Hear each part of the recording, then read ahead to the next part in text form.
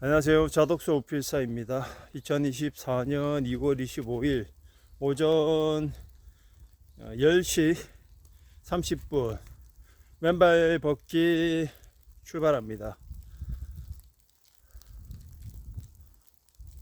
눈이 많이 녹았습니다. 눈이 많이 녹았고요. 바닥은 촉촉하게 물기를 머금고 있고, 정말 이제 더 이상 2월 달에는 더 이상 눈이 안 올 것 같습니다. 괴로움 속에서지만 기쁨과 즐거움도 그리고 만족감도 느꼈던 눈길이었던 것 같습니다. 오늘도 어김없이 맨발, 언제나 맨발, 항상 맨발, 늘 맨발입니다. 이 기회를 놓칠 수 없기 때문이죠. 간밤에 다들 불면증 없이 편안하게 주무셨는지 궁금합니다. 오늘 얘기하고 싶은 주제 중에 하나가 바로 불면증에 관한 부분이고, 그리고 이 불면증과 맨발 걷기에 대해서 같이 얘기해 보는 시간이 됐으면 좋겠습니다. 현대인들 불면증 때문에 힘들어하는 사람들 굉장히 많죠. 잠을 못 자서 불면증 치료를 위해서 병원에 정신과에서 내주는 약만 해도 어마어마하다고 하죠. 아이들 뿐만 아니고 어른들까지 불면증 공화국인 것 같습니다. 대한민국이. 왜 이렇게 불면증에 허덕이는 사람들이 많을까요? 그리고 저는 왜 맨발 걷기를 하면서 불면증을 얘기하는 걸까요? 불면증과 스트레스, 그리고 불면증과 번아웃 공화국인 이 대한민국, 정말 다들 미쳐갑니다. 잠을 못 자서 미쳐가고, 스트레스를 받아서 미쳐가고, 생존의 불안 때문에 다들 미쳐서 잠을 못 잡니다. 너무나 불안하고 너무나 긴장되고 너무나 두려운 나머지 잠을 못 잡니다. 불면증이 생기는 가장 큰 이유 중에 하나가 뭘까라고 생각을 해보니 바로 생각이 너무 많은 것이죠. 당연히 복잡한 일이 많고 스트레스가 많으면 잠들기 전에 생각이 많아지는 것은 당연하죠. 그 생각은 뭐겠습니까? 그냥 막연한 두려움, 근거 있는 두려움이라도, 근거 있는 불안이라도 계속 그 생각이 꼬리에 꼬리를 물고 나를 괴롭히기 때문에 잠을 이룰 수가 없는 거죠. 그리고 또 하나 치명적인 이유는 바로 스마트폰입니다. 이건 마치 내 눈앞에 위기를 그냥 모른 채 하고 싶어서 스마트폰이라는 달달한 꿀을 빨고 있는 것과 다름없습니다. 도대체 왜 이런 현상이 계속 벌어지는 걸까요? 그런데 더 아이러니하고 더 무서운 사실이 뭔 줄 아시나요? 그렇게 스마트폰을 잠들기 전에 10분, 20분, 1시간, 2시간, 3시간씩 그렇게 스마트폰 지옥 속에 빠져서 잠자는 시간을 갉아먹는 사람들이 많죠. 그러고 나서 자야겠다라고 생각하면 어떻게 되나요? 우리는 잠을 7시간은 자야 우리의 몸과 마음이 정화되고 스스로 자정하는 능력이 생긴다고 합니다. 모든 연구 결과에서. 그런데 잠을 줄이는 사람들이 많죠. 그리고 잠은 죽어서나 자도 된다고 하는 그런 헛소리를 하는 사람들이 많죠. 제가 우려하는 것은 그런 식으로 스마트폰과 불면증, 우울, 두려움 등으로 인해서 수면 시간을 줄이면 줄일수록 더 악순환의 늪에 빠진다는 사실입니다.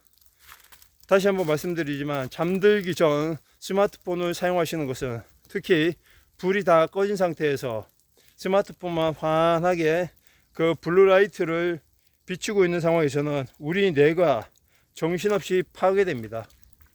어떻게 파괴될까요? 저녁이 되면 우리 몸에서는 수면 호르몬제인 멜라토닌이 생성이 됩니다. 당연히 자야 되는 거죠. 해가 떨어지면. 당연히 자게 되어 있게 우리는 원시 시절부터 우리의 몸과 뇌는 그렇게 세팅이 되어 있고요. 그런데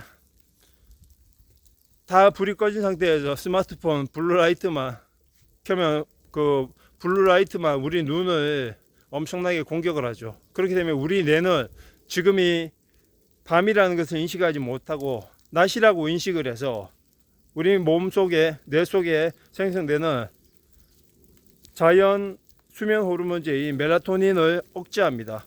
억제하고 갉아먹는 현상이 생기죠. 수면 호르몬제인 멜라토닌이 안 생기면 어떻게 되겠습니까? 당연히 잠을 못 자는 거죠. 그런 악순환이 벌어지면 잠들기가 힘든 겁니다. 거기다 스마트폰을 끄고 누워 자려고 하면 어떻게 되나요?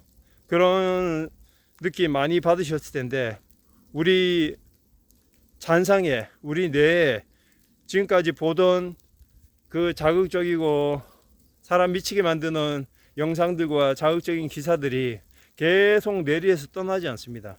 떠나지 않고 그 스마트폰의 블루라이트의 그 빛이 우리 잔상에 계속 남아서 눈을 감아도 그 빛이 계속 떠오르기 때문에 그 빛이 사라지려면 또 긴 시간이 필요하죠. 그렇게 되면 우리는 또 잠을 이룰 수가 없습니다. 그렇게 스트레스와 압박감과 불안과 두려움과 번아웃 증후군으로 잠도 못 드는데 그걸 잊어보려고 그걸 회피해 보려고 스마트폰을 드는 순간 이건 뭐 개미 지옥에 빠지는 거랑 다름없죠. 잠을 못 드는 겁니다. 그렇게 불면증이 원인이 되어 정신과를 찾고 약을 처방받고 하는데 그거야말로 우눈에 뺨 때리는 거랑 똑같이 더 치명적이고 부작용을 일으킬 수 있는데 거기에 대해서는 누구도 말을 해주지 않죠. 그럼 어떻게 하느냐고요? 제가 드리고 싶은 처방은 이겁니다. 제발 주무시기 전에 스마트폰 들여다보지 마세요.